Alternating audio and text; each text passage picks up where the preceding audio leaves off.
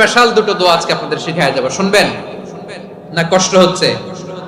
সংক্ষিপ্ত মুনাজাত দিয়ে দেই। ওরে আল্লাহ, আমি তো 9:30 ক্রস করে ফেলছি মাসুদ ভাই, খেয়াল করি নাই। আরো কয়েক মিনিট? ঠিক আছে, ঠিক আছে। পেরেশানিতে পড়লে, টেনশনে পড়লে এই দোয়াটা, প্রিয় ভাইরা, বিষ্ণু ইসলাম যখন খুব বিপদে পড়তেন, দুশ্চিন্তা ওনাকে ঘিরে ধরতো, উনি পড়তেন ইয়া হাইয়ু ইয়া কাইয়ুম বিরহমাতিকা আস্তাগীথ, ইয়া হাইয়ু ইয়া কাইয়ুম বিরহমাতিকা আস্তাগীথ, ইয়া হাইয়ু ইয়া কাইয়ুম, হে শাশ্বত অবিনশ্বর, হে চিরঞ্জীব, বিরহমাতিকা আস্তাগীথ, তোমার রহমতের উসিলায় তোমার কাছে ফরিয়াদ করি, এটা পড়তেন।